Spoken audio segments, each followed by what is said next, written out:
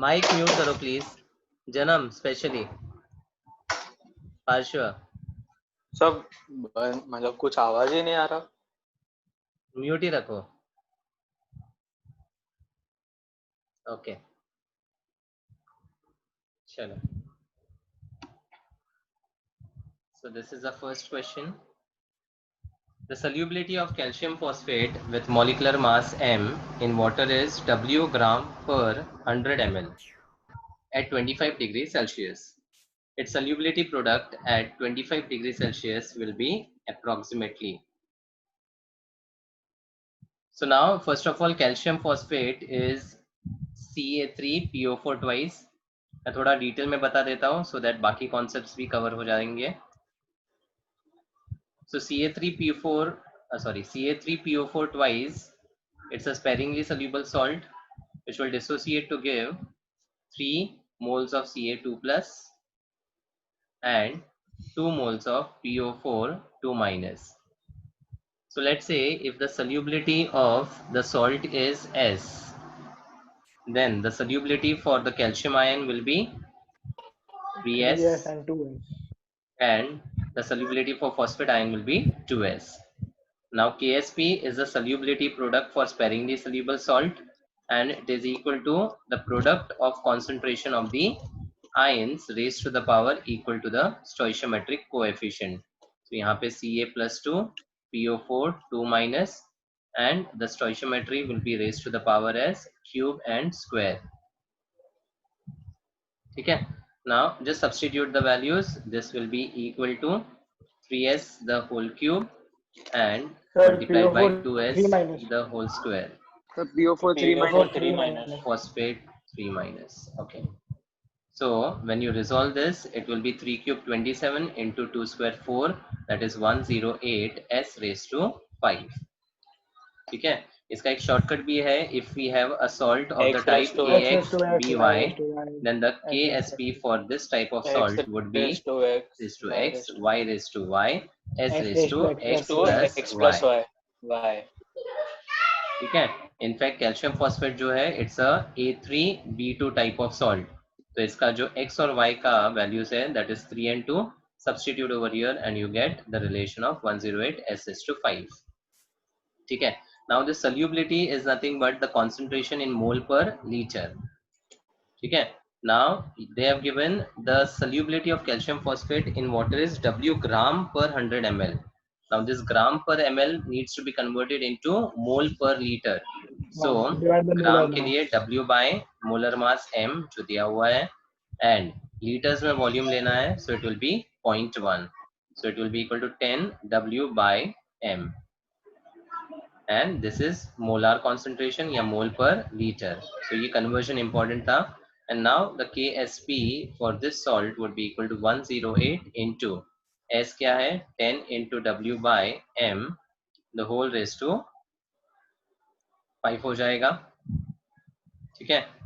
Now if you observe उन्होंने 10 के powers में सब दिया हुआ है. So 108 is approximated as 100. So it will be 10 square into 10 का power 5 बाहर आ जाएगा and W by M the ratio will be raised to the power 5. The final answer will be 10 raised to 7 W by M raised to 5. That is option B. ठीक है. So this is the relation between Ksp and solubility for the salt of the type AXBY. Next, the total pressure of a mixture of hydrogen and oxygen is 1 bar. Partial pressure of hydrogen and oxygen total is 1 bar. The mixture is allowed to react to form water, which is completely removed to leave only pure hydrogen at a pressure of 0.35 bar. So hydrogen and oxygen को react किया गया है, जो water form हुआ है उसको completely remove कर दिया है and now there is only pure hydrogen which is left, meaning the oxygen is completely Used up. gone. ठीक है. Next, assuming ideal gas behavior and that all pressure measurements were made under the same conditions of temperature and volume, the mole fraction of H2 in the original mixture is. So mole fraction of H2 मतलब 1 bar के pressure में how much is the fraction of the hydrogen that is asked. Okay. So now reaction सबसे पहले हो रहा है hydrogen और oxygen के बीच में. So 2 moles of hydrogen and oxygen reacts to give twice of H2O. Water completely निकाल दिया गया है and these two are in the gaseous form. ठीक है. अब initially जो total pressure है वो 1 bar है. So let's say the partial pressure of oxygen out of them is X. तो हाइड्रोजन का कितना होगा प्रेशर? दोनों का मिला के 1 बार है. 1 minus x. 1 minus तो 1 x. माइनस एक्स हो जाएगा. ठीक है. ऑक्सीजन को हमने x ले लिया तो ये हो जाएगा 1 माइनस एक्स. अब अगर चेंज की बात करें तो ये कम हो जाएगा x से, ये कम हो जाएगा 2x से. 2x से. तो फाइनली इक्विलिब्रियम पे ये हो जाएगा 1 माइनस 3x और ये 0. और एज इट इज बोला है live only pure hydrogen. So this is the equilibrium pressure for the hydrogen, and that equilibrium pressure of the hydrogen is given equal to how much? 0.35. 0.35. so 1 minus 3x जो है वो 0.35 के बराबर है. clear? so 3x जो है that will be equal to 0.65 and therefore x will be equal to 0.21 and 6 bar. अब x मिल गया तो आपसे पूछा गया है the mole fraction of hydrogen. So mole fraction of hydrogen is equal to the partial pressure of hydrogen upon the total pressure. Total pressure जो है वो simply अपना 1 bar है. मतलब this is equal to pressure of the hydrogen only. और hydrogen का pressure कितना है? ओरिजिनल मिक्सचर में पूछा है. Original mixture 1 minus x. 1 minus x upon 1 ही होगा. और अपॉन टोटल प्रेशर तो 1 ही दिया हुआ है. तो आंसर होगा 1 minus x which is 0.78 and 4 bar pressure. Clear? In the original mixture पूछा है. अगर at equilibrium पूछा होता तो आंसर आपका सीधा 1 minus 3x. 1 minus 3x मतलब जो दिया हुआ है वही हो जाता. फिर तो फाइंड करने की जरूरत ही नहीं पड़ती, डायरेक्ट आंसर होता. But original mixture में पूछा है, that is why what you were supposed to find is 1 minus x. And anyways the total pressure was 1 bar. Clear? So, हाँ. so suppose the original pressure would have been like 3 bar. So 3 minus 3x करने का, 3 minus x करने का फिर like 3 बार होता तो यहाँ पे x से शुरू करते. This would have been 3 minus x. 3 minus x ही रहेगा ना. हाँ ठीक है. और बाद में यहाँ पे प्रेशर लिया अपन ने. हाँ ये 1 मतलब 1 बार का लिया है वैल्यू. प्रेशर है वो. हाँ वो मोल्स नहीं, वो प्रेशर है. हाँ ये मोल्स नहीं है. This is x is the let x be the partial pressure of hydrogen sorry oxygen. ऐसा है क्योंकि प्रेशर के टर्म्स में दिया है तो प्रेशर से ही शुरू किया ना. okay. अगर यहाँ डिसोसिएशन कांस्टेंट अगर कुछ होता है या डिग्री ऑफ डिसोसिएशन फाइंड करने बोलते हैं तो फिर आप मोल्स के थ्रू ले सकते थे. ठीक है. सो मोल्स के थ्रू कैसे करते थे डिग्री ऑफ डिसोसिएशन के लिए? सर वॉल्यूम ऑफ कंटेनर देखने का और उसके हिसाब से. देखो अगर मोल्स होता तो फिर इनिशियली हम यहाँ पे जो भी है a मोल्स b मोल्स 0. फिर यहाँ पे ये तो लिक्विड है तो इग्नोर करना है. यहाँ पे माइनस एक्स होता, यहाँ पे माइनस 2x होता. बराबर. और उसके बाद टोटल मोल्स जो होता that would be a minus 2x और यहाँ b माइनस x. ठीक है. समझा? a माइनस 2x होता और ये b माइनस x होता. और x जो लिया है हमने x that is the number of moles which are basically gone. अब इस केस में अगर डिसोसिएशन देंगे ना तो जैसे PCl5 के लिए करते हैं. अब यहाँ पे तो ये कंप्लीट वाला रिएक्शन ही है, इसमें कोई इतना फर्क नहीं पड़ेगा. अगर PCl5 वाला होता जो डिसोसिएट करता है इनटू PCl3 एंड Cl2, इसका आइस टेबल कैसे बनाते हैं? 0 चलिए लेते हैं a 0 a minus alpha alpha alpha.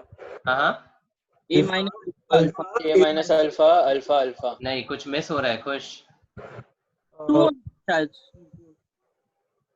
मैंने A मोल से शुरू किया है। A minus A A alpha, minus A alpha. हाँ, minus ये ध्यान A रखना है। alpha A alpha, हाँ तो 1 minus अगर alpha. PCl5 20% डिसोसिएट कर रहा है तो ये ठीक है। 0.2 A लिखेंगे, यानी A अल्फा। ये भी होगा A अल्फा, और ये A माइनस A अल्फा, ये अल्फा जो है वो आपका डिग्री ऑफ हाँ, डिसोसिएशन है। तो मैं वही पूछ रहा था कि ये केस में प्रेशर क्या? के अंदर डायरेक्टली एक्स लेने का और डिसोसिएशन के अंदर ए अल्फा लेने का।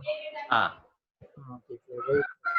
ये प्रेशर से शुरू किया है, इसलिए डायरेक्टली प्रेशर से डायरेक्ट रिलेट कर सकते हैं, because already 1 bar pressure total का दिया ही हुआ है। हाँ ठीक है। Next, the heat of dissociation of benzene in isolated gaseous atoms is given in kilojoule per mole. The bond enthalpies of carbon-carbon single bond, double bond, and CH bonds are respectively given. Magnitude of resonance energy of benzene is. ये minus bond का energy ढूंढ के करना है। सारे bonds की energy और हाँ। डिसोसिएशन एनर्जी सबका डिफरेंस, दोनों का डिफरेंस जो है।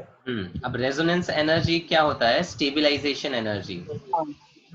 क्या कर देंगे ना फिर बॉन्ड की मान लो एनर्जी -2 है। थियोरेटिकली हम बेंजीन बेंजीन को का साइक्लोहेक्साट्राइन मानते हैं, साइक्लोहेक्साट्राइन, तो उसकी जो एनर्जी आएगी that will be the calculated energy, but as per resonance stabilization इसका कुछ ऑब्जर्व्ड एनर्जी होगा।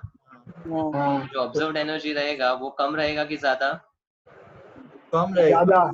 कम रहेगा, स्टेबल कम है। रहेगा, because it is more stable by resonance ना। हाँ एनर्जी कम रहेगा, बराबर। ठीक है, तो यहाँ पर पहले क्या करेंगे हम? ई थियोरेटिकल फाइंड करेंगे, ई थियोरेटिकल। और थियोरेटिकल हमारे पास क्या क्या है? सीसी बॉन्ड बेंजीन में कितने सीसी सिंगल बॉन्ड्स हैं 6, और डबल बॉन्ड्स 3। अब ये जो सी डबल बॉन्ड सी की एनर्जी दी हुई है, ये मतलब सिर्फ पाई बॉन्ड की एनर्जी है या सिग्मा प्लस पाई की एनर्जी है? Sigma plus pi. तो सी डबल बॉन्ड सी जो दिया है, is it sigma plus pi का एनर्जी या ओनली पाई का एनर्जी? सिग्मा प्लस पाई है। सिग्मा प्लस पाई ना। हाँ, So तो how sigma many plus C pi single bond C you will 3 consider in this? 3 Only 3 3. So single bonds, theoretically 3 into C single bond C plus 3 double bond C इसके 3, इसके लिए और इसके 6, CH and के 6। 6 CH तो bonds. 6 CH। So theoretical energy it will be 3 into 347.3 plus 3 into 615 plus 6 into 416.2. So ये आ जाएगा 9, 21, 12, 14 and 10। ठीक है, ये हो जाएगा 1845 और ये हो जाएगा 12, 24 7, 9, 96। 24 हाँ 24 ना। हाँ बराबर। ओके, अब एडअप करेंगे तो ऐड लास्ट करके उसको सब्ट्रैक्ट कर दो। हाँ, 5 लेट्स डू इट, कैलकुलेट कर लेते हैं। ये हो जाएगा 9 and 2 11, ये 2 7 and 7 14,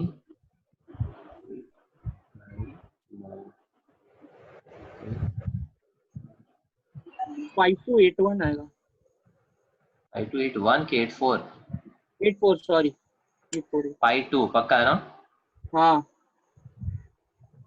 953 आ रहा है, 53 आ रहा है। हाँ सर 5384 ही होगा ना। हाँ, so that is in kilojoule per mole. ठीक है। So resonance energy is the stabilization energy. 5335 minus 53841 That will be 5335 minus 5384.1. ये जो difference आएगा that will be minus 49.1. And this is the stabilization energy in kilojoules. Clear है? Sir. Next, the equilibrium constant for the following reaction है H2 plus Br2 giving twice HBr के equilibrium दिया हुआ है 1.6 into 10⁵.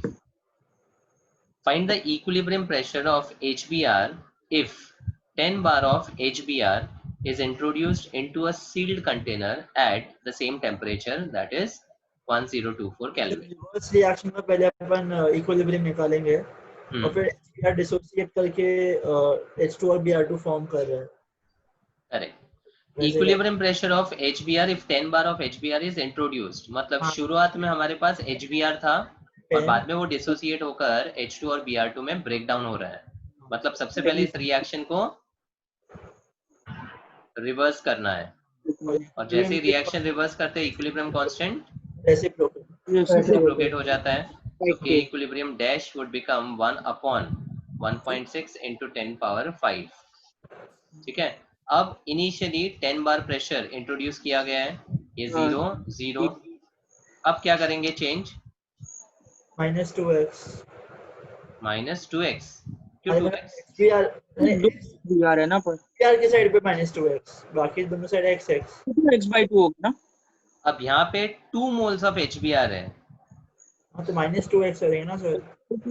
जब 2 moles of HBr है और जब हम डिसोसिएशन की बात करते हैं तो यहाँ पे कंसिडर करना है 1. सो ये हो जाएगा हाफ हाफ. x/2 -x/2 ध्यान आया? हाँ. तो 2 मोल्स ऑफ HBr है और डिसोसिएशन हमेशा पर मोल लिया जाता है. तो चेंज कैसे लेना है? ये x/2, ये x/2 और फिर ये -x. सो फाइनली यहाँ पर x/2 और ये 10 -x हो जाएगा एट इक्विलिब्रियम. क्लियर है? कभी भी अल्फा जब लेते हो या फिर डिसोसिएशन लेते हो और अगर नंबर ऑफ मोल स्टार्ट हो रहा है from a number other than 1, then उसको डिवाइड करके अकॉर्डिंगली लेना है. ठीक है. अब सिंपल है K equilibrium dash would be equal to x/2 into x/2, that is x²/4. पर सर टोटल प्रेशर पूछा है एट इक्विलिब्रियम की. इक्विलिब्रियम का जरूरत भी नहीं है. क्या पूछा खाली है find the pressure at equilibrium. Equilibrium pressure of HBr पूछा है. 10 - x की वैल्यू पूछी है तो हमें x तो ढूंढना पड़ेगा ना. क्लियर है? और ये वापस 10 बार प्रेशर ही लिया है हमने ये डायरेक्टली. तो ये 10 - x जो है that is itself is the answer, but x ढूंढना पड़ेगा अपने को. ठीक है. तो x²/4 और upon 10 - x the whole square. So I can write this as x² upon 4 10 - x the whole square या फिर x upon 4 into 10 - x और ये पूरा स्क्वायर. 2 नीचे 2 आएगा ना. 2 नीचे 2 आएगा. x upon 2. हाँ. ठीक है. दोनों साइड रूट ले लो. अब ये रेसिप्रोकेट करेंगे तो 1 upon 1.6. अरे सर दोनों साइड रूट ले लो सर. हाँ वैसे तो ये नीचे क्या कर सकते हैं हम 1 लोग? 1 upon 4 into 10 raised to 4 2 होएगा. ये 16 into 10 raised to 4. तो ये हो जाएगा 1 upon 4 into 10 raised to 2, that is 100. और ये बचेगा x upon 2 into 10 minus x. ये जाएगा 2 times. Therefore, it will be 2x equal to 200x आ जाएगा. कुछ गड़बड़ हुआ. नहीं, ये 200x हो जाएगा ना. 200x equal to 10 minus x. Therefore, 201x is equal to 10. And therefore, x is equal to 10 upon 201, which is almost 1/20. 0.05 है ना. तो अब 10 minus x जब करोगे x 10 के कंपैरिजन में बहुत ही छोटा आ रहा है. मतलब ऑलमोस्ट ये इग्नोर किया जा सकता है. बराबर. अब ऑप्शंस में आप देखोगे तो एक्चुअल हमारा आंसर अगर देखा जाए एक्यूरेटली 9.95 आ रहा है. The equilibrium pressure is 9.95. अब 9.95 का ऑप्शन है ही नहीं अपने पास. ठीक है. और 10 से ऊपर है नहीं ये आंसर. ठीक है. अब यहाँ पे 9.9 दिया हुआ है और 10 दिया हुआ है. ऑप्शंस थोड़े अच्छे देने के. 9.9 और 10 ये काफी क्लोज आंसर्स थे, हाँ लेकिन sir. they have selected a higher value. मतलब what we can say is they have ignored x in comparison to 10. Yes या फिर बेटर था कि 9.95 भी दे दिया होता और किस्सा ही खत्म. थोड़ा बस हाँ बट ओके सर। ठीक है.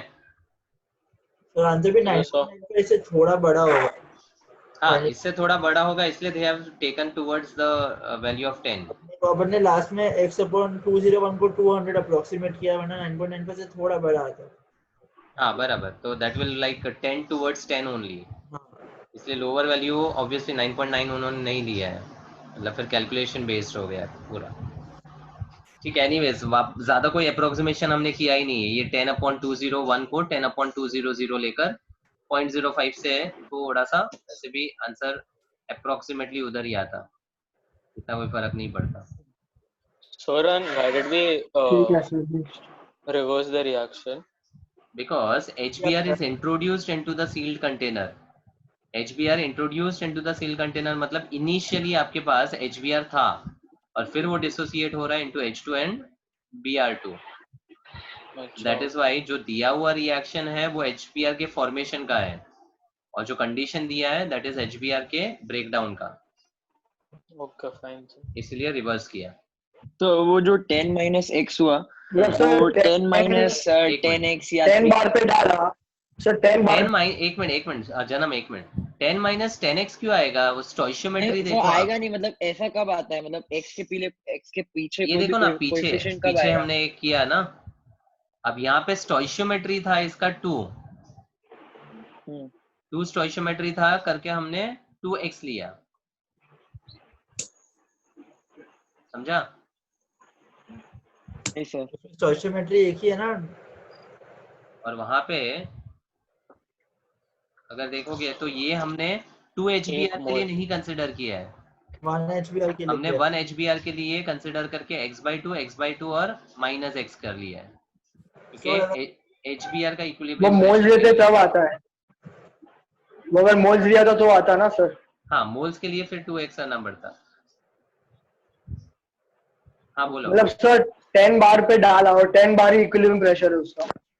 हाँ क्योंकि x बहुत छोटा है, मतलब the dissociation is very very small. मतलब HBr का डिसोसिएशन हुआ ही नहीं है, जितना इनिशियल प्रेशर था उतना ही इक्विलिब्रियम पे भी है. ठीक है. और अगर आप k इक्विलिब्रियम को देखोगे यानी k डैश वाला, तो ये काफी छोटा हाँ. वैल्यू आएगा ना. हाँ. मतलब रिएक्शन फॉरवर्ड में ज्यादा जा ही नहीं रहा है. तो अगर ऑप्शंस काफी दूर दूर होते हैं तो एक तरह से हम बोल सकते हैं कि 10 माइनस एक्स अप्रॉक्स 10 ही आएगा, because the equilibrium constant is very small. तो रिएक्शन का फॉरवर्ड जाना का पॉसिबिलिटी इज वेरी लेस. तो dissociation is to a lesser extent. ऐसा. क्या शशांक है क्या? But यू प्लान ड्रॉप हो गए इसके। भाई ऑब्सेस हो गया है. अरे भाई आर यू देयर? Shasha. भाई उसका Yes, sir. Oh my god. Good. Okay चलो next. 20 ml of 0.2 molar aluminium sulfate Al2SO4 thrice is mixed with 20 ml of 0.6 molar barium chloride. Calculate the concentration of each ion in the solution.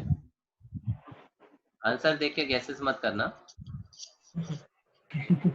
पार्श्व बिना answer के आप screenshot लिया करो अभी. अरे sir ये मैंने भेजा ही नहीं है. नहीं भेजा? किसी और ने भेजा? No sir. ठीक है. सर आई थिंक सर बहुत आगे वाला कोई पेपर है. ऐसा कोई question I he don't know, नहीं या तो नीट का भी हो सकता है. वैसे भी ले. Okay, aluminium chloride and barium sulfate. So concentration of each ion in the solution. अब अगर रिएक्शन देखोगे तो barium sulphate is famously a precipitate. What colour? White. White colour PPT बनता है. एंड AlCl3 तो अपना सॉल्ट है. ठीक है. अब मान लो अगर सब आयंस का कॉन्सेंट्रेशन ढूंढना है तो कैसे ढूंढते हैं? 20 ml 0.2 मोलर दिया है इसका, 4 मोल्स और लिख लिख के बेरियम सर, मोल्स क्लोराइड लिखेंगे। 20 ml 0.6 मोलार दिया है। तो number of moles 4 So millimole. mole in sir पहले तो one बैलेंस given कर volume. लेंगे, पहले तो बैलेंस कर लेंगे पहले। इक्विवेलेंस है तो बैलेंस क्यों करना है? हाँ हाँ तो पर इधर बैलेंस करके इजी पड़ेगा ना, क्योंकि हाँ इधर बैलेंस नहीं भी नहीं अगर आराम से। कॉन्सेंट्रेशन खाली सॉल्ट के आयंस का होगा फर्स्ट ऑफ ऑल, मतलब वी विल गेट Al+3 का कॉन्सेंट्रेशन एंड Cl- का कॉन्सेंट्रेशन। जो प्रेसिपिटेट हो गया है उसका कॉन्सेंट्रेशन तो हाँ वो तो होता है, कंसिडर ही बराबर, वो नहीं तो करना है, पैसे बराबर है। हाँ तो ठीक है। ठीक है। सही है, अब सही है। अल्यूमिनियम आयन का कॉन्सेंट्रेशन अगर फाइंड आउट करना है तो अल्यूमिनियम क्लोराइड में अल्यूमिनियम आयन का फॉर्मेशन हो रहा है and that aluminium concentration is coming from aluminium का सल्फेट, Yes, हाँ 4 millimole so it will be 20 into into 0.2 into 2 ना। और यहाँ पे अल्यूमिनियम क्लोराइड का AlCl3 ये तो 1 मोल है, लेकिन Al2SO4 थ्राइस में इसके 2 मोल्स है, तो हाँ इंटू 2 भी हाँ करना पड़ेगा और millimole divide by total volume कितना है 140 40। 20 + 20 40। आया समझ में? Yes sir. तो ये सीधा सीधा हो जाएगा 0.2 मोलार। और वैसे ही क्लोराइड कॉन्सेंट्रेशन बेरियम क्लोराइड से आ रहा है, 2Cl मतलब 2Cl तो minus it will be 20 into 0.6। Again यहाँ पे क्लोराइड का कॉन्सेंट्रेशन 2 2 के लिए into 2 ऑन वापस 40 तो ये 2.3 है और 0.6 0.6 मोलार हो जाएगा। तो each ion concentration we have found for aluminium chloride and barium sulfate there will be no concentration। तो ऑप्शन में बी और सी तो वैसे ही रूल्ड आउट था और ए में no concentration of barium and sulfate ion, so answer will be A। सो ऐसा जरूरी है कि प्रेसिपिटेट बने तो कोई कॉन्सेंट्रेशन नहीं कंसीडर करना। तो 0 प्रेसिपिटेट हो जाएगा तो concentration कैसे निकालोगे? अल्फा जो हो तो PPT precipitate हो जाएगा तो there will be no concentration associated with that, okay sir. it is not तो part और of the बट इसमें solution ना। precipitate मतलब क्या? something which is sir settled इसमें down। लिमिटिंग एक्सेस का भी लग सकता है ना, क्या? नहीं, लेकिन इसमें PPT बन लिमिटिंग गया एक्सेस का भी है लग तो सकता फिर है अपन। PPT बन गया है मतलब रिएक्शन खत्म हो गया है। नहीं नहीं पीपीटी तो बना, पीपीटी का नहीं होगा, पर AlCl3 और का वैसे भी डायरेक्टली आप कैसे देखोगे लिख दिया दोनों अपन। का इक्विवेलेंस आप निकालोगे, मिली इक्विवेलेंट्स। तो फर्स्ट केस में क्या होगा 20 into 0.2 into n फैक्टर क्या लेता है इसका Al2SO4 थ्राइस का चेंज क्या 6 और milliequivalent in the second case 20 into 0.6 into barium chloride का 2 आर दे इक्वल? नो क्या नो? यस तो इक्वल है Yes, 0.2 into yes. 6 और 0.6 into 2 हाँ इक्वल आया इसमें, पर इक्वल अपन आना ही ऐसे चाहिए तभी तो रिएक्शन फॉरवर्ड जाके पीपीटी बनाएगा ना। अच्छा पीपीटी तो बन सकता है ना, एक्सेस कुछ भी हो पीपीटी तो बनेगा ही ना, पर थोड़ा रिएक्ट में बच सकता है, ऐसा बोल रहा हूँ। हाँ जनरली जहाँ पे पीपीटी तो बनेगा ही ना, प्रेसिपिटेशन कोई भी रिएक्शन हो पीपीटी तो बनेगा ही, पर रिएक्टेंस में कुछ बच सकता है, तो AlCl3 का डायरेक्टली ऐसे नहीं मुझको लगा कॉन्सेंट्रेशन थोड़ा अलग होता होता और है, बराबर। हाँ मिली तो इक्विवेलेंट को कंपेयर करके अगर डिफरेंट आता हाँ तो वो फिर मुझको लगा चेक, लिमिटिंग और एक्सेस का होगा। हाँ फिर उसके अंदर एआर खाली जो लिमिटिंग जो भी लिमिटिंग होता है खाली वो कंसीडर करना वो पड़ेगा। हाँ उसका फिर बचता भी LR उतना से और इधर आपको बनता भी। सामने कंपेयर करना होता, हाँ मतलब इसको लिमिटिंग एक्सेस के हिसाब से अगर सॉरी इक्विवेलेंस के हिसाब से करें तो मिली इक्विवेलेंट तो सेम है, तो I can just equate the equivalence of Al2SO4 thrice with equivalence of AlCl3। मान लो AlCl3 कितना बना वो आपको फाइंड करना है, तो इसमें क्या करते हैं 20 into 0.2 into 6 और इसके मोल्स फाइंड करना है, तो मोल्स into इसका n फैक्टर 3 तो ये 2 हो जाएगा। So the millimoles which are formed would be equal to 40 into 0.2 that is 8 millimoles बनेगा। इन केस मोल्स पूछा हो तो जस्ट एक एडिशनल चीज, ठीक है। हाँ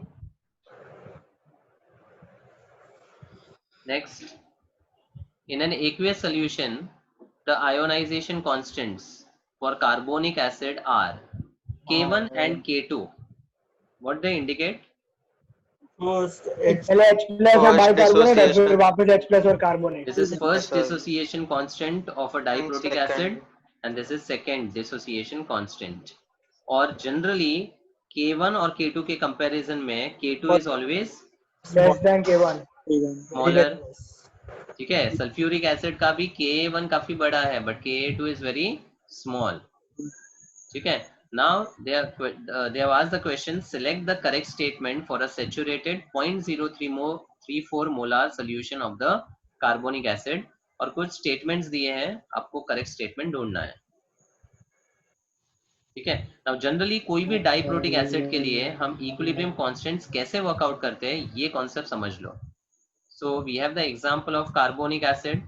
In the first step dissociation, it will form H plus and bicarbonate ion. So they have started with 0.034 molar concentration of carbonic acid. So initially ये 0 होगा. ठीक है, 1 मोल each है तो ये XX और ये 0.04 माइनस X होगा. अब जो K1 होता है that is equal to H plus into bicarbonate upon H2CO3 का concentration. So it will be X into X upon 0.034 minus X. बराबर? Yes or no? Yes sir. Yes sir. And this is equal to 4.2 into 10 power minus 7.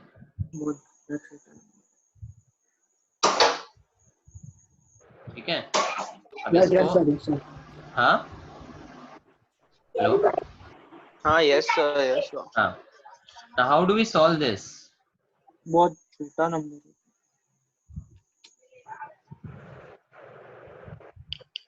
Yes. Hello. Sir वो X वो denominator में खाली 0.034 ले लेते हैं.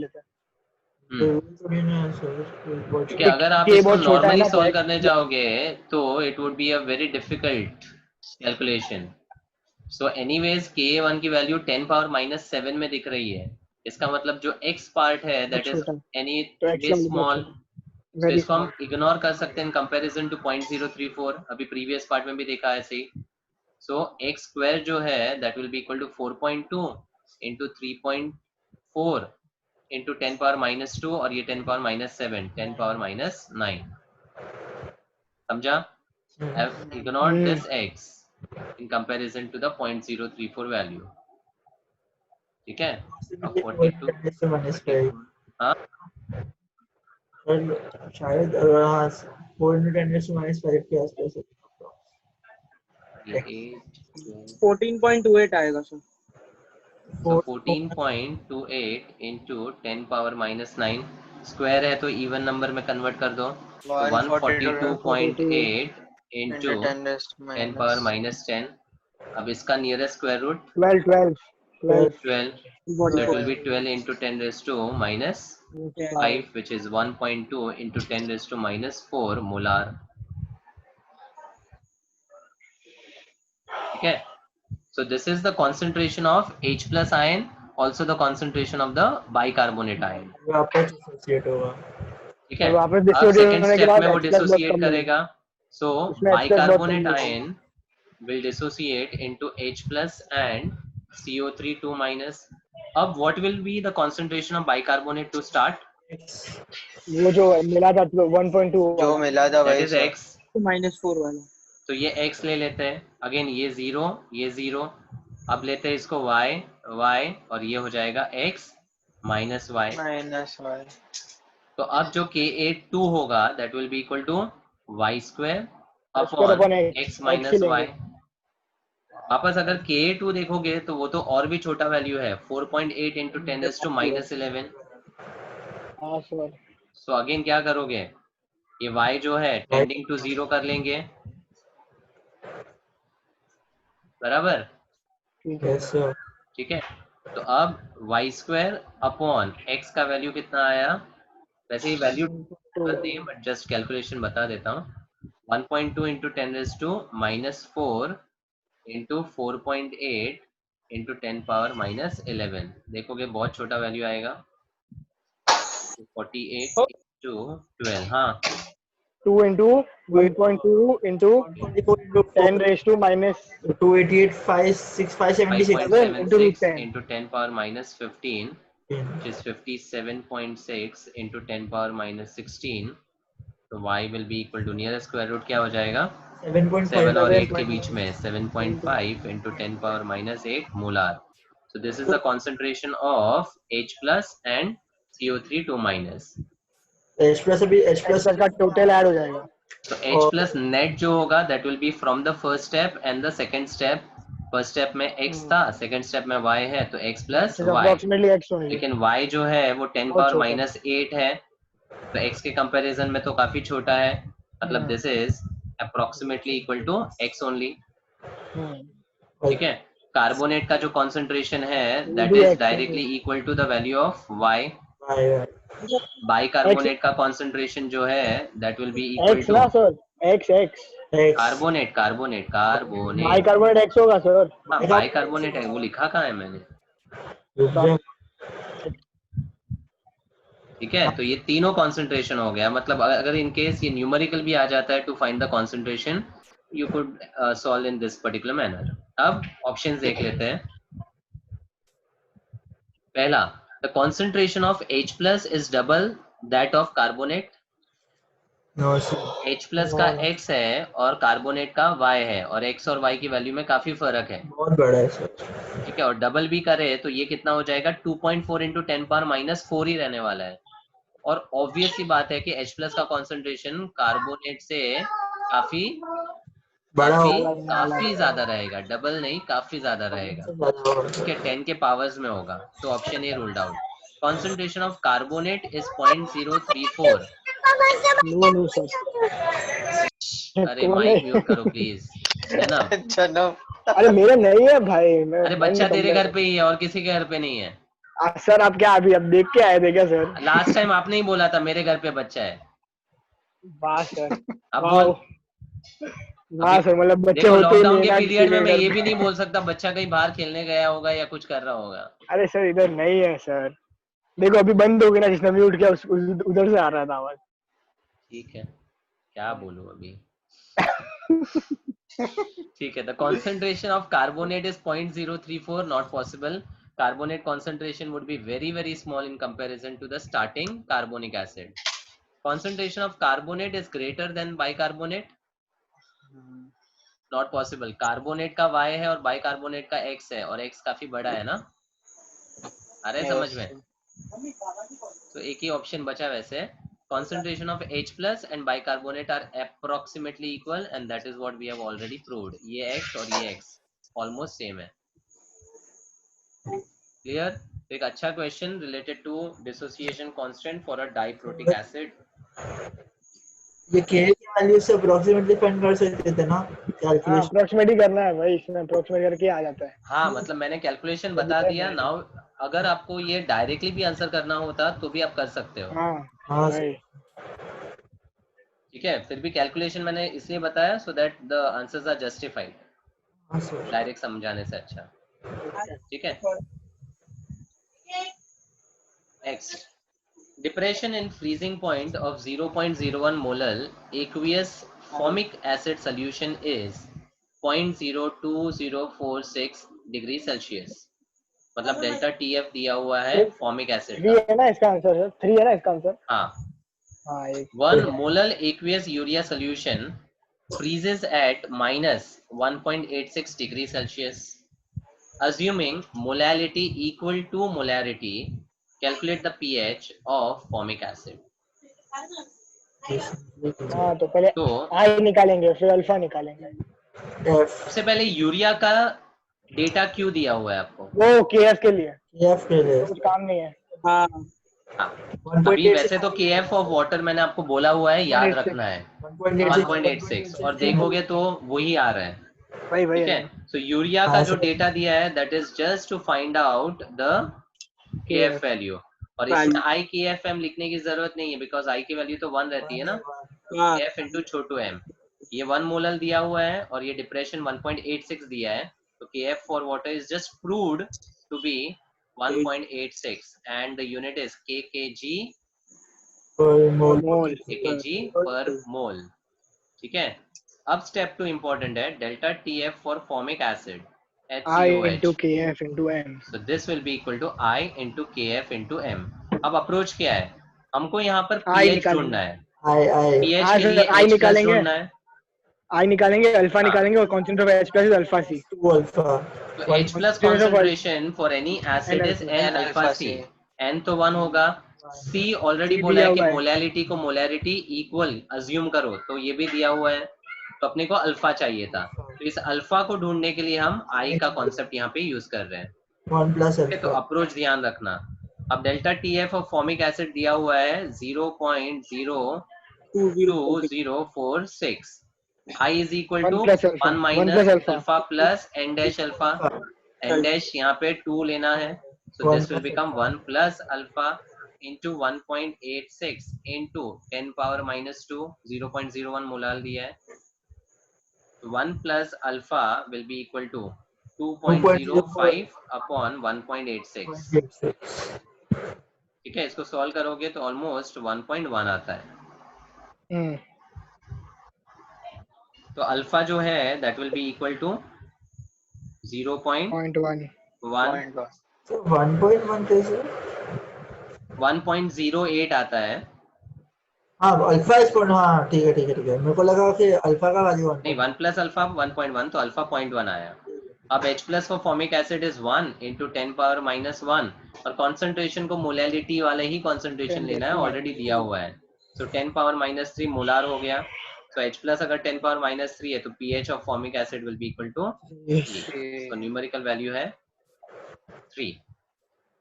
Clear? Yes, sir. Next, the standard reduction potential for cupric copper is plus 0.34 volt, which is well known. SRP positive है ना, Ag Hg Cu का.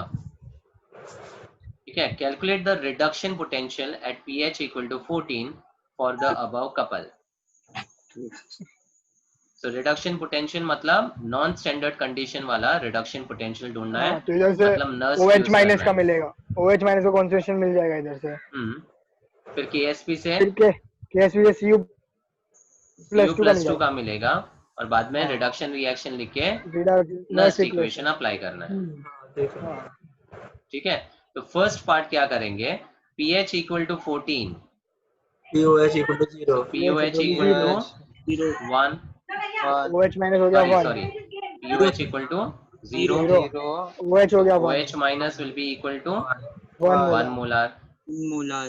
ठीक है, अब KSP for CuOH twice would be cupric into OH minus का square. whole square. ठीक है ना. हाँ So sir. this is 10 power minus 19 equal to cupric concentration unknown into 1 square. तो ये directly cupric ion concentration दे देगा, that will be equal to 10 raised to minus 19 molar, which is very very small. ठीक है, अब before you apply the Nernst equation for this copper couple, tell me what is the first thing you will do. Reaction लिखना. Reaction लिखना है. Cu कौन सा plus 2 लिखूं? plus 2E में. Cu plus 2 plus 2E reduction minus. वाला ही लिखना है. हाँ सर. ठीक है, तो ये काफी मिस्टेक हो जाती है, अगर आपने रिएक्शन को उल्टा लिख दिया तो फिर पूरा आंसर रॉन्ग चला जाएगा. So this is how you write the reaction. Always reduction for any half reaction electrode, है ना. Now E of electrode is equal to E naught electrode minus 0.06 by 2 क्यों, क्योंकि 2 इलेक्ट्रॉन ट्रांसफर है, into log to the base 10. Product में solid है तो 1 और नीचे कॉपर प्लस 2. क्लियर है इक्वेशन. अब सिंपल स्ट्रेट फॉरवर्ड सब्स्टिट्यूशन है. 0.34 माइनस 0.03, यहाँ पे आएगा 10 पावर माइनस 19, ऊपर जाएगा प्लस 19, बाहर आएगा 19. क्लियर है? यस और no? Yes sir. So this will be equal to 0.34 minus 0.57, and that will be equal to minus 0.2. 123. 23 volts. So negative में 2 ही आंसर है, और क्लोजेस्ट आंसर ऑब्वियसली 0.06 लिया है तो फर्क तो आने वाला है इस 0.22 वोल्ट्स। तो इसके पहले वाला सम दिखाओ ना, एक सेकंड।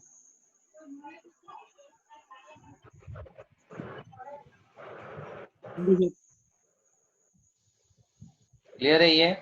तो इसमें इक्विलिब्रियम, सॉल्युबिलिटी प्रोडक्ट का और नस्ट इक्वेशन का कॉन्सेप्ट साथ में था।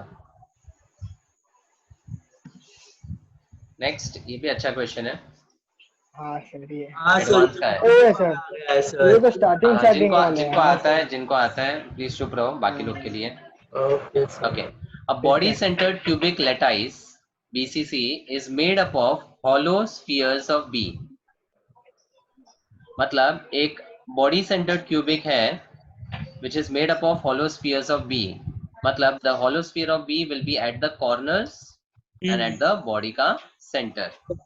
And total number of hollow spheres of B will be equal to obviously 2. अब आगे बोलते हैं sphere of solid A are present in hollow sphere of B. मतलब ये hollow sphere है B का, उसके अंदर A का एक solid sphere है। Sphere of solid A are present in the hollow sphere of B. This is how you can visualize. ठीक है, ये पूरा B का sphere कॉर्नर पे है और उसके अंदर एक solid sphere है A का, और एक सॉरी रिलेशन दिया है, radius of A is half of the radius of B given. So now, what is the ratio of total volume of sphere B unoccupied by A in unit cell and volume of unit cell? Ratio किसका पूछा है? Total volume of sphere be unoccupied. Unoccupied मतलब ये वाला जगह ना, vacant space, ठीक है, ये upon volume of the unit cell जो कि ए क्यूब होता है। ठीक है, तो आप सबसे पहले ये वॉल्यूम अनऑक्यूपाइड कैसे ढूंढेंगे?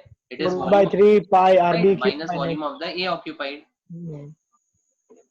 Volume unoccupied by A will be equal to volume which is B occupying minus volume occupied by A.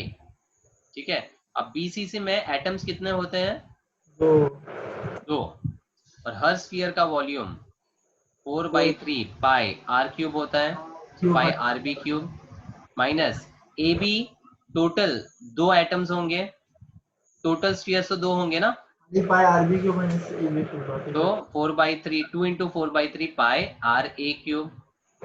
So 2 into 4/3 pi तो कॉमन हो जाएगा, और RA और RB का रिलेशन ऑलरेडी दिया हुआ है, तो RB को 2RA ले लिया तो कितना हो जाएगा? 8RA cube minus RA cube. Clear है?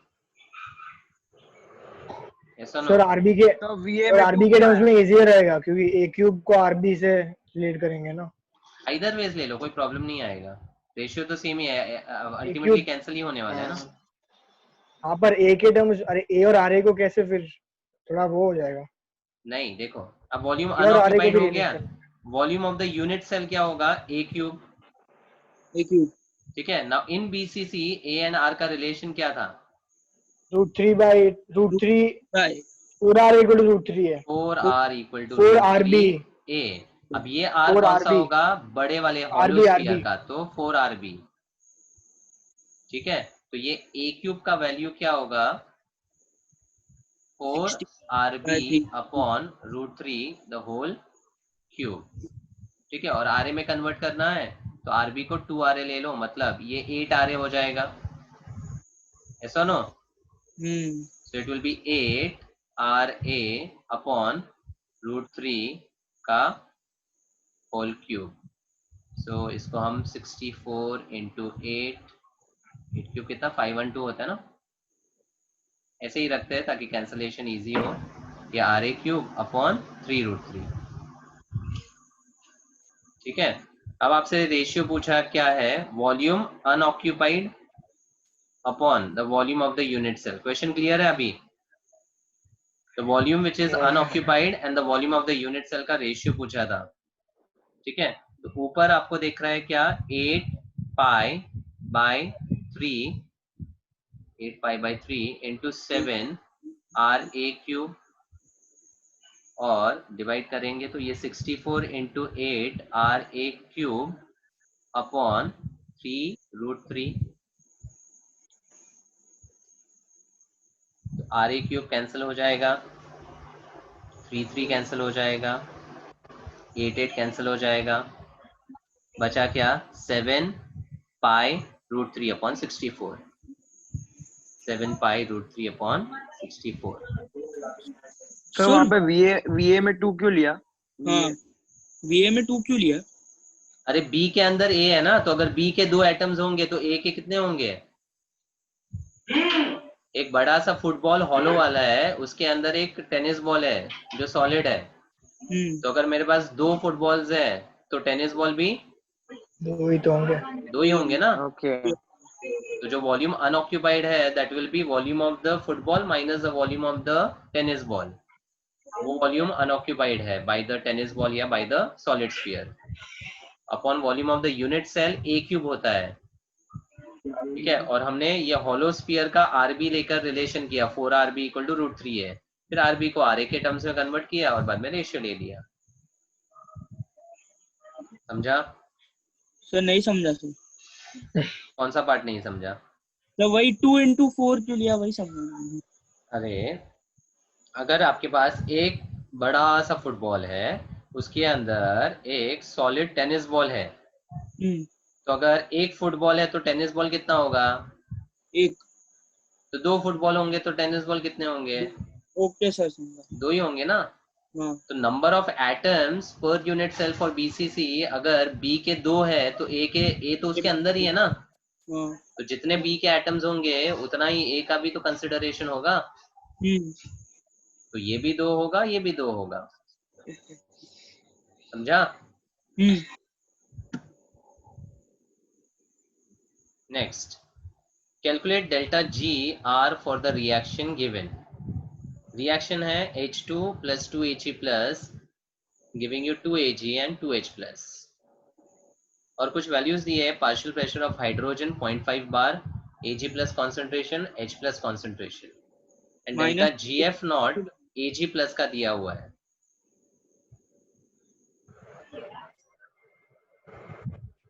अब थोड़ा थॉट प्रोसेस लगाओगे तो delta G of the reaction, delta G not formula क्या है? Minus RT/LN। रॉन्ग। आपको डेल्टा G नॉट दिख रहा है क्या? Delta G plus RT/LN3। Delta G not of the delta G reaction not plus RT/LN3 plus RT/LN of reaction quotient. ठीक है, अब R तो कांस्टेंट है, टेम्परेचर दिया हुआ है, रिएक्शन कोशेंट जो है वो कैसे मिलेगा? H plus concentration upon partial pressure of H2 और Ag प्लस का कॉन्सेंट्रेशन। सुनो, खाली मेन पार्ट क्या था? Delta G not of the reaction को रिजोल्व करना। ठीक है, अब अगर ये रिएक्शन को हम देखें तो I can break down this reaction as H2 oxidizing to 2H plus with the loss of 2 electron and 2Ag plus reducing to 2 moles of Ag। चलेगा? मैंने जस्ट 2 हाफ रिएक्शन लिखा है। अब अगर मैं एड अप करूं तो मुझे वही मिलेगा, H2 plus 2Ag plus giving you 2H plus and 2Ag। ठीक है, अब what is the delta G not of the reaction ढूंढने के लिए हमें इन दोनों के डेल्टा G नॉट्स को एड अप करना पड़ेगा। ठीक है, Ag प्लस के लिए ऑलरेडी एक इंफॉर्मेशन दिया है। क्या दिया है? Delta G not of Ag plus, formation of Ag plus. Ag plus कैसे फॉर्म होता है? AgCl का नहीं, Ag प्लस कैसे फॉर्म होता है? अरे उसका उल्टा, ये रिएक्शन का उल्टा जो आपने लिखा है उसका उल्टा। हाँ, मतलब Ag जब ऑक्सीडाइज होगा तो Ag प्लस देगा। तो इसका डेल्टा GF नॉट की वैल्यू दी हुई है 77.1। ठीक है, अब इसके रिवर्स रिएक्शन में अगर मैं डेल्टा जी नॉट की वैल्यू पूछूं तो क्या हो जाएगा? नेगेटिव और इंटू 2 नेगेटिव 77.1 और ये इंटू 2 पर मोल है तो हमारे पास 2 मोल्स है ना, तो इंटू 2। यस दूसरा H2 से 2H प्लस, ये अपना SHE वाला कपल है ना, उसका E नॉट कितना होता है? 0 तो अगर E नॉट 0 है तो डेल्टा जी नॉट कितना होगा? 0 0 NF जीरो ही होगा ना, इसीलिए उन्होंने हाँ। डेल्टा जी नॉट H2 के बारे में कोई बात नहीं किया है, जीरो ही होगा। समझा? तो delta G naught of the reaction is equal to simply minus ये 2, ये 14 और ये 15 माइनस किलोजूल। 145 154। समझा? अच्छा है, मस्त है।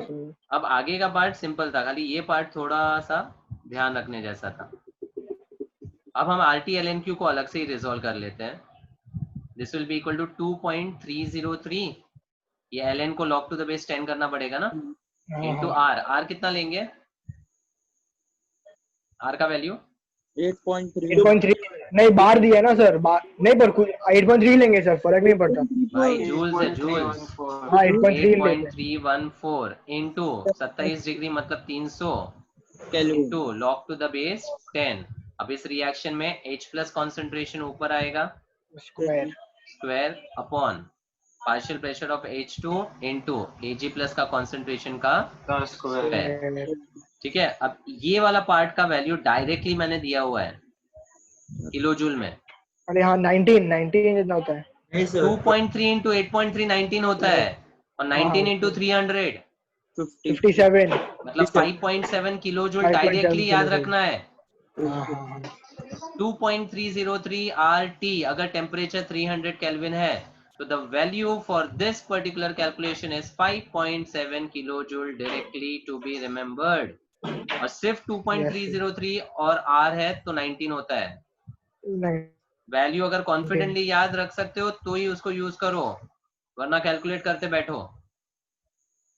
तो 10 पावर माइनस 6 अपॉन ये हाफ हो जाएगा तो 2 ऊपर, और ये 10 पावर माइनस 10। ठीक है, कितना हो जाएगा ये रिजोल्व करने पर? 2 इंटू 10⁴। ये 5.7 into log of 2 into 10⁴ will be 4 minus log 2 minus काय को करेगा तू? log a into b is log a plus log b, 4 plus log negative log नहीं है। 4 प्लस log 2 मतलब 4.3। सर हाँ ये बार में दिया प्रेशर, H2 का प्रेशर बार में दिया है। हाँ, इस पार्ट में बार में ही लेते हैं। the ratio doesn't matter for the unit। Bar sir pascal में दिया होगा तो फिर पास्कल में नहीं, ये बार या एटमॉस्फेयर में ही देते हैं। कभी भी कोई भी क्वेश्चन आप देख लो, जो रिएक्शन क्वेश्चन है उसका प्रेशर बार या एटमॉस्फेयर में ही दिया है। अगर पास्कल में दिया होगा तो इनकेस आपको कन्वर्ट करना पड़ेगा। तो बार में लेते ना लॉग के अंदर। हाँ हाँ, लॉग के अंदर बार में ही लेना है, ठीक। बार या एटमॉस्फेयर वो दोनों चलेगा। हाँ ठीक है, तो मल्टीप्लाई करते हैं इसको। 5.7 इंटू 4.3 21 15 17 0 28 20 22 1 15 4 2 मतलब 24.51 किलो जूल।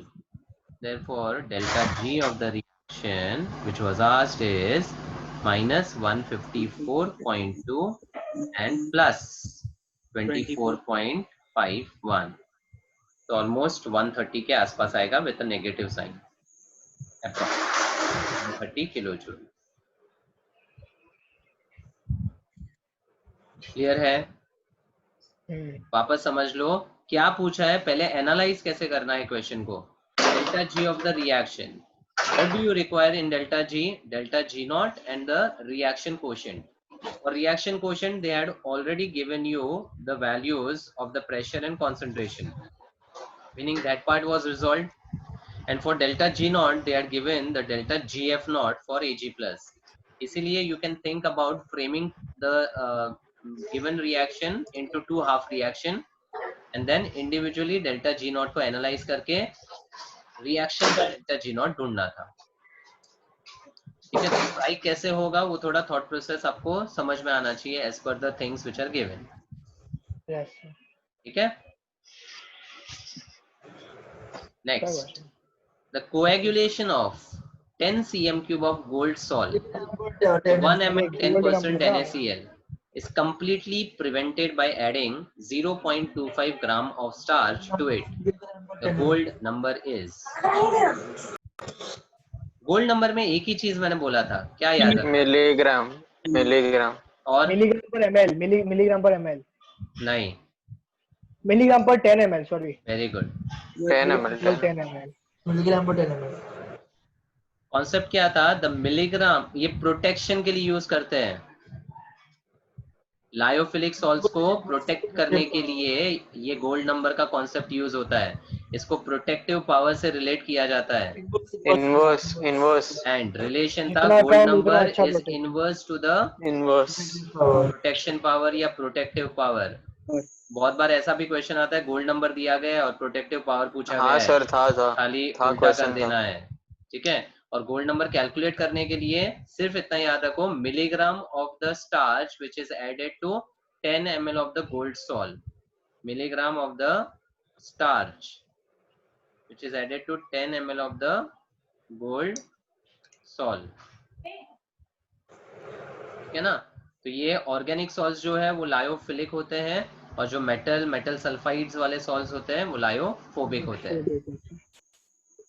ठीक है, सो अब 0.25 ग्राम स्टार्च को मिलीग्राम में 250 mg लिखेंगे और वो 10 cm cube of gold salt में दिया है, मतलब 10 ml ही है, तो सीधा 0.25 को 250 में कन्वर्ट करना था। और अगर मान लो ये 1 ml दिया होता तो इंटू 10 करना होता, ये 100 दिया होता तो डिवाइड बाय 10 करना होता, खाली उसमें ही चेंज होगा जीरो के पावर में। तो इस केस में तो 250 आंसर होगा डायरेक्टली।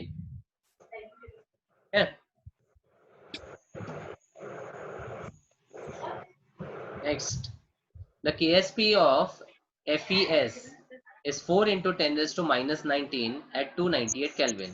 सॉल्युबिलिटी प्रोडक्ट दिया है FeS का। Minimum concentration of H plus ions required to prevent the precipitation of FeS from a 0.01 molar solution of Fe2 plus salt by passing H2S। और H2S का K1 into KB1 नहीं है, ये K1 into K2 है। K2 है। और H2S का 0.1 molar concentration question में मिसिंग है। दो मिस्टेक्स है इस क्वेश्चन में। H2S का 0.1 मोलर कॉन्सेंट्रेशन क्वेश्चन में है और ये K2 होना चाहिए। एनीवेज, क्वेश्चन क्या है? FeS का KSP दिया है, मतलब FeS एक स्पेरिंगली सोल्यूबल सॉल्ट है जो फेरस और सल्फाइड में ब्रेक डाउन हो रहा है। ठीक है, अब बोला है the minimum concentration of H plus ions required to prevent the precipitation of FeS। इसका प्रेसिपिटेशन प्रिवेंट करना है, मतलब इक्विलिब्रियम को कहाँ शिफ्ट करना है? लेफ्ट में। बैकवर्ड मतलब FeS बनते जाएगा ना? नहीं, राइट में FeS नहीं बनाने का ना, बराबर। प्रिवेंटिंग द प्रेसिपिटेशन मतलब shifting the equilibrium on the right, and precipitate करना है तो shifting the equilibrium to the left. अच्छा, पीपीटी के लिए what is the condition between IP and KSP? IP greater than KSP तो रिवर्स रिएक्शन होगा। अगर IP ग्रेटर देन KSP है तो प्रेसिपिटेशन होगा, अकर होगा। ठीक है, ये एक फंडा ध्यान में रखना है। अब इसमें क्या किया है, H2S को एड अप किया है, तो H2S में और FeS में which is the common ion? H- sulphide.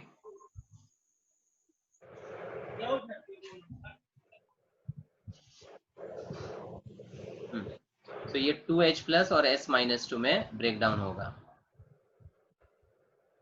Okay, अब आपको Fe2+ का कॉन्सेंट्रेशन दिया हुआ है, देखो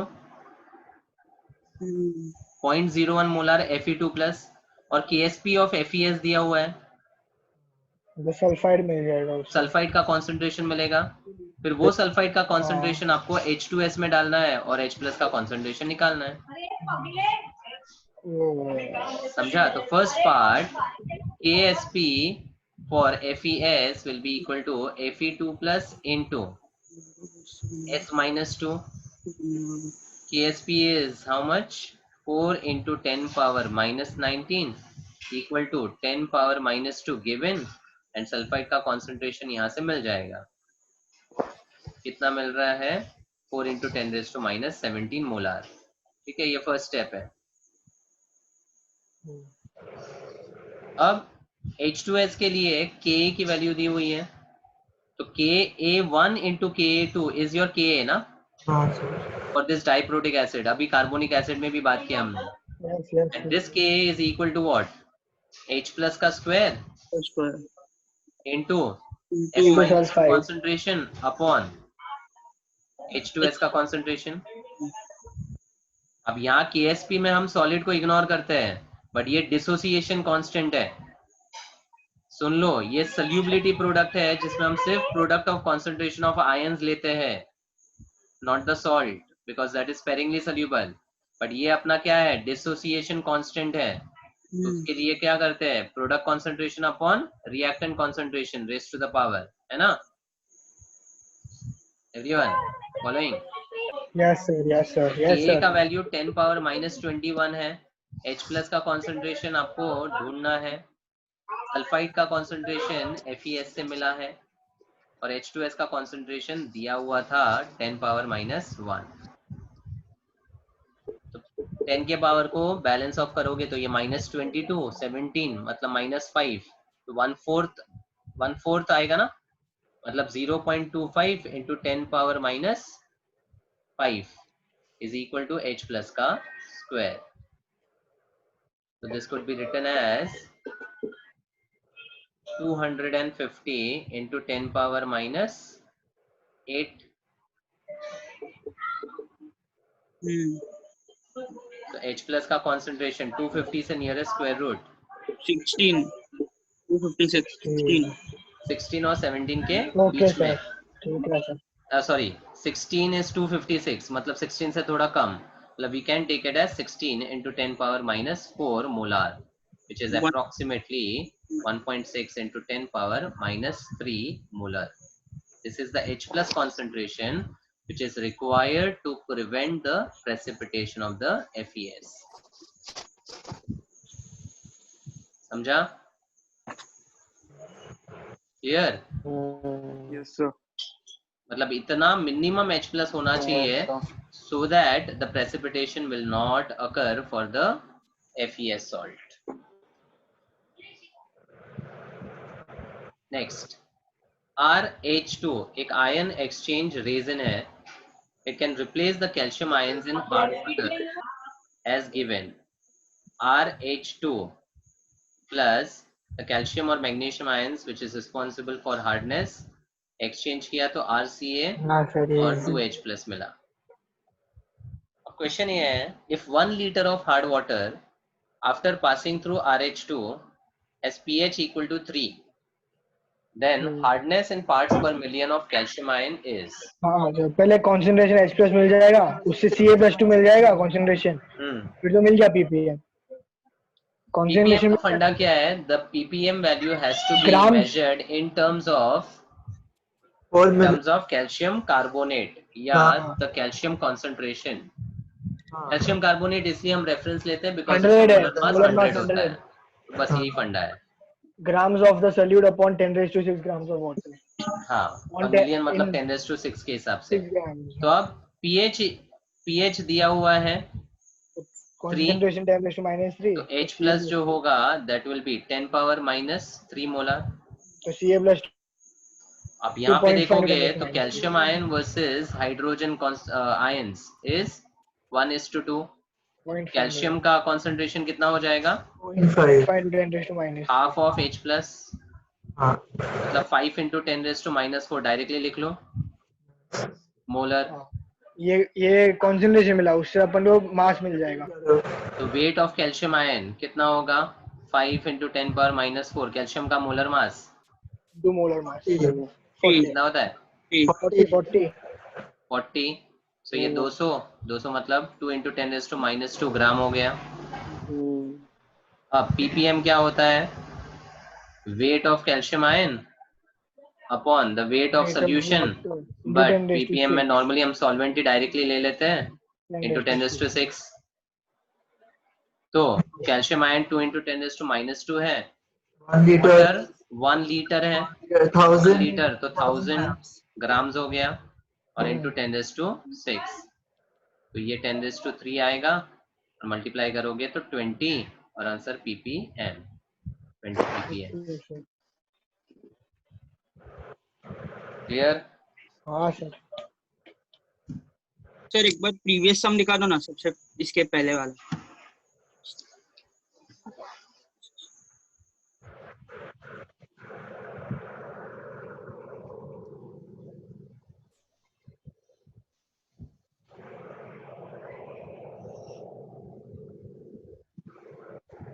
स्क्रीनशॉट ले लो ना। ले लिया सर।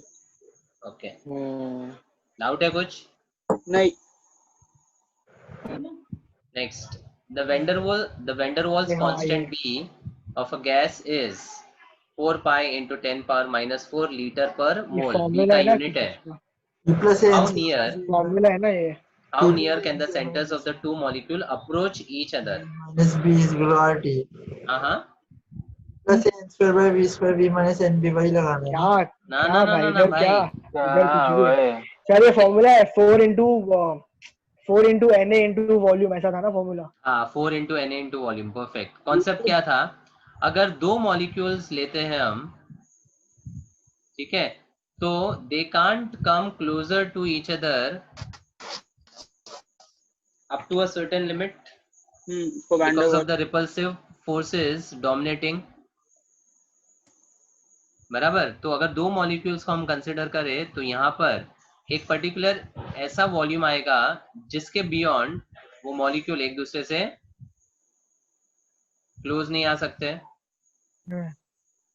तो ये जो डॉटेड लाइन का वॉल्यूम है उसको हम लेते हैं 4/3 πr³ into 4 times. 4/3 πr³ into 4 times. इसको एक्सक्लूडेड वॉल्यूम बोलते हैं और उसी को फिर हम इक्वल करते हैं बी से। ठीक है, तो अगर हम इसमें क्या पूछा है, how near can the centres of the two molecule approach each other, R मिल जाएगा फिर इस 2r। पार्ट को आर कंसिडर करो तो ये वाला पार्ट भी आर होगा। 2r आंसर है। तो how near can the centres of the two molecules approach each other will be equal to how much? 2r distance. समझा? तो ये B जो है which is called excluded volume that is equal to 4 times the volume into 4/3 πr³ into ये molecule के लिए है तो मोल के लिए Na यूज करते हैं। and this B का value is given as 4 pi into 10⁻⁴ litre पर मोल। ठीक है, so 4 pi कैंसिल ऑफ हो जाएगा, बचेगा 4/3 into r³ into 6 into 10⁻23 and divide by 10⁻⁴। Sorry, r³ ढूंढना है ना। ठीक है, इक्वल टू 1 ले लेते हैं। अब r³ जो भी है हम फाइंड करेंगे, ये 2 हो जाएगा। ठीक है, so r³ will be equal to 1/8 और 10 का पावर कितना हो जाएगा? माइनस 10 ये 19 हो जाएगा। ठीक है, और 1/8 कितना होता है? 1/8 को जरूरत नहीं रिजॉल्व करने की, r³ है ना।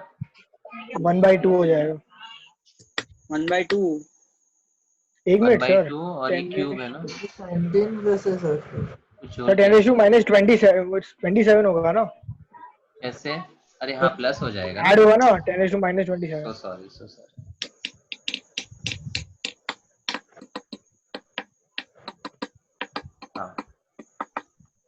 so minus 9 27. 9 आएगा. 1/2 into 10 raised to minus 9. So R will be equal to 0.5 5 into into 10 power minus 9, which is equal to 5 into 10 raised to minus 10. वो भी ऑप्शन नहीं दिया. और 2R करेंगे तो 10 into 10 raised to minus 10 मतलब 10 raised to minus 9 आना चाहिए, जो ऑप्शन में नहीं है. अच्छा. अब ये गड़बड़ क्या है, मुझे बताओ. B का यूनिट क्या है? मोल पर लीटर नहीं, मोल लीटर पर मोल. लीटर पर मोल, सॉरी. तो R का यूनिट किस में आएगा? If it is liter per mole, what will be R का यूनिट? DM Decimeter. डेसीमीटर आएगा. सबसे इम्पोर्टेंट चीज. Nice. So this in terms of meter will be 5 into 10 raised to minus 11 meter, and therefore 2R, which is the nearest distance, will be equal to 10 into 10 raised to minus 11, 10. which is equal to 10 raised to minus 10 meter. Nice. 61. Question formula strike होने के बाद unit में गड़बड़ हो गया तो फिर अटक जाओगे. सर फॉर्मूला कहाँ था? हाँ ये सर. था ना, 4 into 4. बी को हमने कॉन्सेप्चुअली जब बताया था 11th में दिखाया था मैंने ये कि दो मॉलिक्यूल्स जो है एक डिस्टेंस या एक वॉल्यूम के बियॉन्ड अप्रोच नहीं कर सकते एक दूसरे को या अट्रैक्ट नहीं कर सकते हैं, because in that case the repulsive powers will dominate over the attractive powers. So that particular excluded volume is nothing but 4 by 3 pi r cube times 4, और ये मॉलिक्यूल के लिए होता है तो पर मोल के लिए Na मल्टीप्लाई करता है. ठीक है, तो रिकलेक्ट कर लो. 4 times the volume into Na is the concept of B. ठीक है. Yes. नेक्स्ट, ये खतरनाक है. अरे हाँ, An element. पहले किया है sir. An element undergoes a reaction as shown. एक रिएक्शन है X reducing to X2 minus. The energy released मतलब minus, so minus 30.87 electron volt per atom. Energy release हुई है exothermic. Now, if the energy released is used to dissociate 4 grams of H2 molecules equally into H plus and H star, where H star is the excited state of hydrogen atoms, where the electron travels in orbit whose circumference is equal to 4 times the de Broglie wavelength. Determine the least moles of X that would be required. और given है ionization enthalpy of hydrogen, which is well known as 13.6 electron volt per atom, and bond energy of H2 molecule is 4.526 electron volt per molecule. तो basically आपको क्या find करना है, कितने moles of X है जो इनिशियली रिक्वायर्ड है ये पूरा प्रोसेस खत्म करने के लिए.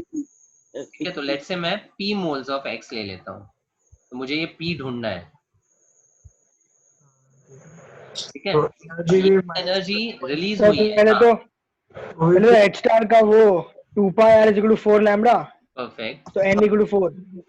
एक्साइटेड उसका एनर्जी होगा 13. स्टेट है. Moles of H2. तो एनर्जी होगा 13.6 1/1 minus 1/4. 4 स्क्वायर. एनर्जी उतना चाहिए होगा H star के लिए. 8.2. हाँ, वो एक एटम के लिए होगा.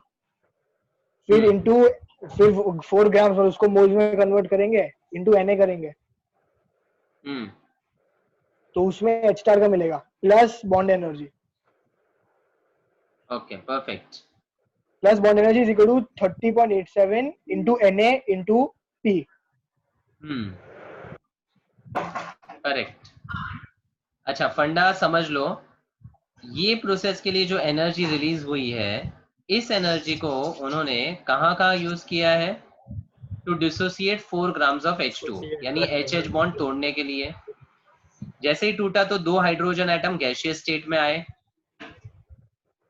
ऐसा नो, हाइड्रोजन प्लस हाइड्रोजन. अब एक हाइड्रोजन H प्लस में कन्वर्ट हुआ और एक H स्टार में कन्वर्ट हुआ. ठीक है, ये पूरा जो एनर्जी है वो 30.87 इलेक्ट्रॉन वोल्ट पर एटम के एनर्जी के बराबर है. This is the whole part given, ठीक है। अब अगर आप देखोगे तो ये एनर्जी 4 ग्राम ऑफ H2 के लिए यूज की गई है। 4 ग्राम ऑफ H2 मतलब 2 moles of H2, so it will be broken down into 2H and 2H, ऐसा रहेगा ये, ठीक है। 2H और 2H, तो 2 हाइड्रोजन इक्वली 2 H प्लस में बटा और 2 हाइड्रोजन H स्टार में गया, समझा? ठीक है। Yes, तो yes. HH को तोड़ने की एनर्जी ऑलरेडी दी गई है, H से H प्लस की एनर्जी ऑलरेडी दी गई है, बट H से H स्टार की जो एनर्जी है उसके लिए उन्होंने बोला है कि here the electron travels in orbit whose circumference is equal to 4 times the de Broglie wavelength, and we have a relation that E by R is equal to N lambda. मतलब this N lambda. N2 which is the excited state they are talking about is 4, ठीक है।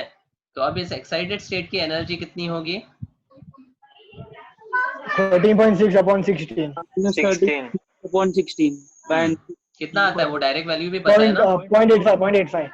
0.5 नहीं हुआ minus 13.6 minus 3.4 minus 1.51 minus 0.85 minus 0.54 0.54. तो कितना हुआ? Minus 0.85 ना 0.85 sir. Electron volt per atom atom, ठीक है, समझा? तो energy required for dissociation hydrogen के प्रोसेस के लिए क्या क्या एनर्जी लगी? एक तो 4.526 इलेक्ट्रॉन वोल्ट पर मॉलिक्यूल, और हमारे पास कितने मॉलिक्यूल्स हैं? 2, तो ट्वाइस हो जाएगा। और Na भी लेंगे क्योंकि पर मोल हो जाएगा ये कन्वर्जन, समझा? हाँ भाई Na है भाई. पर मॉलिक्यूल को पहले 2 मॉलिक्यूल्स के लिए मल्टीप्लाई बाय 2 किया और बाद में Na। फिर H से H प्लस के लिए एनर्जी 13.6 है, अगेन ये पर एटम है, तो इनटू Into एटम्स Na. की बात हो रही है तो इनटू Into 2. और मोल के लिए Na. Na, clear? और H से H स्टार करने के लिए एनर्जी कितनी है?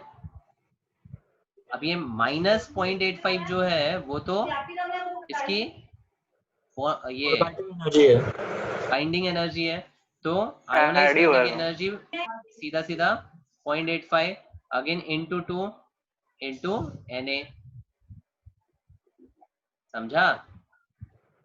और ये जो एनर्जी ऑफ डिसोसिएशन है that is in turn equal to energy which is released. Sir एक ये 0.85 की जगह 13.6 माइनस 0.85 आना चाहिए। हाँ वही 13.6 ऐड क्यों किया सीधा आपने?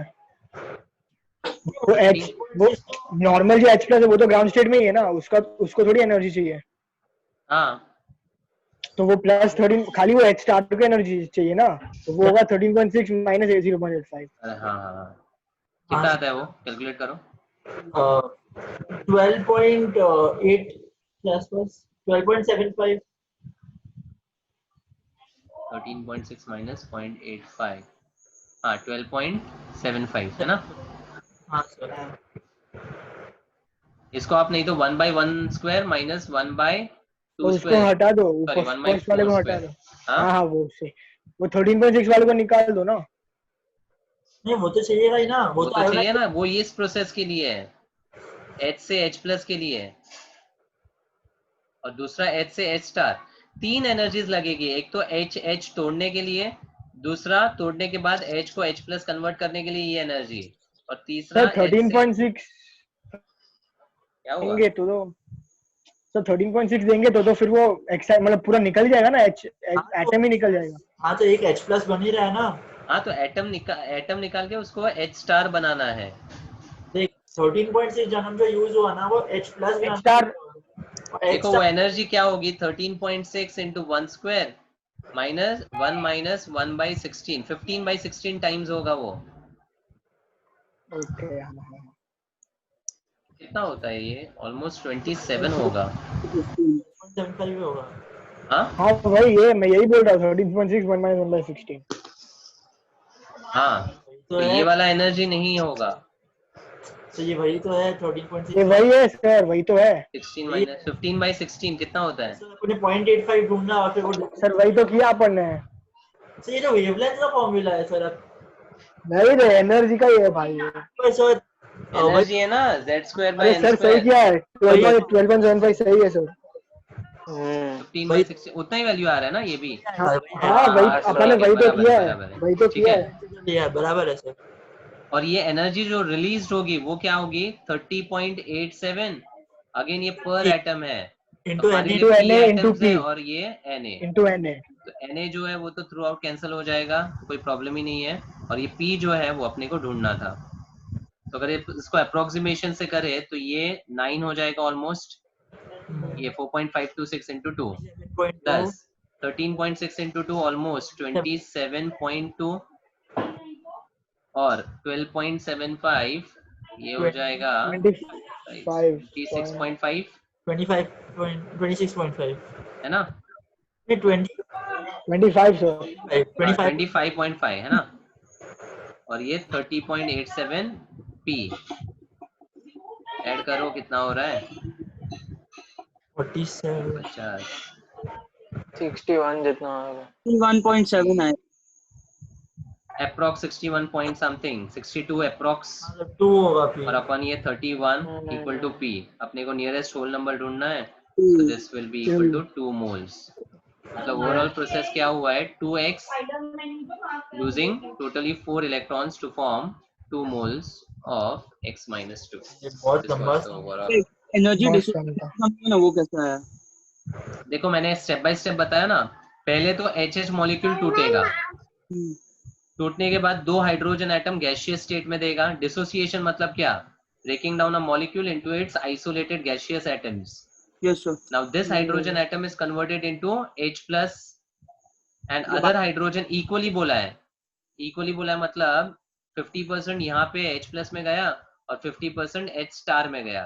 अब H स्टार कौन सा एक्साइटेड स्टेट है? उसके लिए 2 pi r equal to n lambda का रिलेशन से फोर्थ एक्साइटेड स्टेट पे गया है, मतलब फोर्थ स्टेट पे। ठीक है। तो अब ये पूरा प्रोसेस जो है उसके लिए एनर्जी कितनी मिली? 4.526 इंटू 2 इसका, 13.6 इंटू 2 इसका, और इसका हमने फाइंड किया ये वाले फॉर्मूला से या डायरेक्टली 13.6 माइनस 0.85 करोगे तो मिल जाएगा 12.75 इंटू 2। ठीक है। और ये पूरा energy is equal to energy which is released in the first process which is 30.87। Okay sir. और ये 30.87 एक एटम के लिए था। तो कितने एटम्स के लिए ये एनर्जी या कितने एटम्स एक्स के लगेंगे इस पूरे प्रोसेस को करने के लिए वो पूछा था। That is what was to be found. ठीक है। Yes sir. Thank you. और हाँ हाउ मेनी मौसम ये लास्ट है। Okay At 800 degrees Celsius, the following equilibrium is established. F2 gaseous giving you 2F gaseous. The composition of the equilibrium may be determined by measuring the rate of effusion of the mixture through a pinhole. Composition of equilibrium may be determined by measuring the rate of effusion. Grahams law strike होता है। Yes sir. Rate inverse to molar mass। So it is found that अरे 800 हाँ। degrees Celsius and 1 atm mixture, at 1 atm mixture effuses 1.6 times as fast as SO2 effuses under the similar conditions. अरे What is the हाँ value तो of sir Kp? 1.6 is आवाज equal नहीं to आ रही। root पहले of approach Kp ढूंढने के लिए आपको क्या लगेगा? प्रेशर का Partial pressure of mole F and partial pressure of partial F2. Pressure. ठीक है। और टोटल प्रेशर कितना दिया है हाँ तो मिक्सचर उसमें का? वो आएगा सुनो ना, 1 टोटल दिया प्रेशर कितना दिया है मिक्सचर का? 1 दिया है 1। 1 atm। अगर टोटल प्रेशर 1 atm है तो पार्शियल प्रेशर किसके बराबर होता है? x x यानी मोल मोल फ्रैक्शन के फ्रैक्शन बराबर। Mole fraction.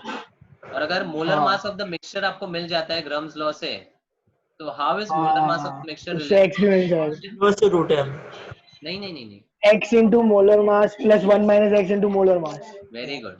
हाँ। अगर है किसी ना सर। मिक्सचर x का into मोलर f2 मास है, plus सुनो 1 सुनो, minus x। अगर किसी मिक्सचर का मोलर मास है x या जो भी है, तो उसको हम क्या करते हैं? मोल fraction into molar mass. First component plus 1 minus Molar मोल mass. Fraction into second component Yes. Molar mass.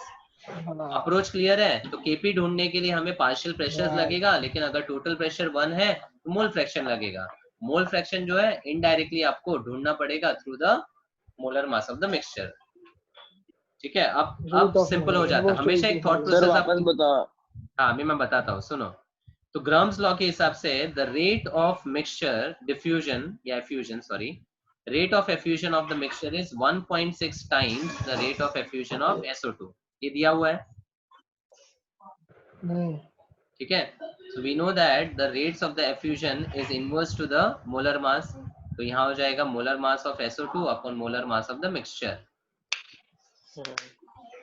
ठीक है, अब ये वाला रेशियो 1.6 है, स्क्वायर रूट ऑफ SO2 का 64 होता है, और molar mass of the mixture यहाँ से मिल जाएगा। ठीक है, तो 1.6 into 1.6 equal to 1 upon molar mass of the mixture. 1.6 into 40, hence molar mass of the mixture is 40 by 1.6 Enza और 0.4 100 by 4 25 ग्राम पर मोल आ रहा है। ठीक है, यहाँ तक क्लियर? अब कभी भी molar mass of the mixture आता है ना, और कोई भी मिक्सचर हो, तो उसमें it is sum of the mole fraction. अब मिक्सचर क्या है? मिक्सचर में है क्या? F2 मिक्सचर में F2 का F2 है मास और plus 1 minus atomic x fluorine है। Mole fraction of fluorine into molar mass molar of mass of fluorine, F2 that is 38 38. Plus 1 minus the mole fraction of fluorine into the atomic fluorine, which is 19. 19 formula क्या होता है? Molar mass of the mixture is equal to mole fraction into molar mass of first plus mole fraction into molar mass of second. ये ध्यान रखना, ठीक है। Molar मास mixture का 25 है, ये हो जाएगा 38xF2 plus 19 minus 19xF2, therefore ये 6 upon 19 equal to mole fraction of F2 equal to 0.337 30 और 1, यहाँ तक ठीक है? 0.15 This is the 131 एटमॉस्फेयर हो गया। F2 मिला तो F भी मिल जाएगा, तो और मोल फिर F फ्रैक्शन का ऑफ स्क्वायर F अपॉन क्या F2 है? 0.69। तो आप तो KP उसका कैसे स्क्वायर ढूंढ लेंगे? upon KP क्या है? का square partial upon pressure F2 of F का square upon partial pressure of F2। As I said, partial pressure जो है अब मोल फ्रैक्शन के बराबर ही होने वाला है, तो 0.69 into 0.69 upon 0.31, which is 69 into 0.69 upon 31, ये 2 पॉइंट समथिंग होगा, हाँ इंटू ये 0.7, मतलब 1.4 से ग्रेटर होगा। ऑप्शन में 1.4 से ग्रेटर एक ही ऑप्शन है, इट इज ऑप्शन डी। आगे सॉल्व करने की जरूरत नहीं है, ठीक है। मतलब रम्स लॉ यूज करके मोलर मास से मोल फ्रैक्शन, और मोल फ्रैक्शन से केपी, तीन स्टेप का पार्ट है। हाँ, अच्छा क्वेश्चन। अच्छे थे सर, आज मस्त क्वेश्चन थे आज। इक्विलिब्रियम है सर, खतरनाक टॉपिक ही है। तुम लोग क्या करो, एनटीए के जितने भी पेपर्स आ रहे हैं ना, I think they are uploading new papers. हाँ सर, हर दिन नया। हाँ सर, हाँ, तो जितने भी अल्टरनेट अच्छे आता है, क्वेश्चंस है ना, अल्टरनेट जितने अच्छे क्वेश्चन है तुम लोग निकाल के स्क्रीनशॉट जो है भेजो, सो दैट एवरी हाँ वीक सर, नाउ इसमें तो ये मेरे वाले सब सारे कवर होगा। क्वेश्चंस, हाँ वही आपने जो भेजे थे वो मैंने कवर कर दिए। तो ऐसे ही हाँ। करके आप जितने भी अच्छे क्वेश्चन है उसके स्क्रीनशॉट्स भेजते रहो, तो इंक्लूड करके हम लोग ये डिस्कस कर लेंगे। Need people speak up. Yes, sir.